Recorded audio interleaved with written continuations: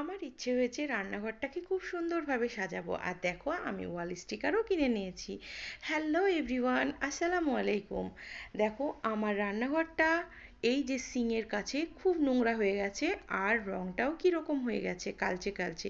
তা দেখতে একদমই ভালো লাগে না, আর তাই আমি এটা সুন্দরভাবে এই কর্নারটাকে আমি সাজাবো বলে দেখো আমি একটা ওয়াল স্টিকারও কিনে নিয়েছি।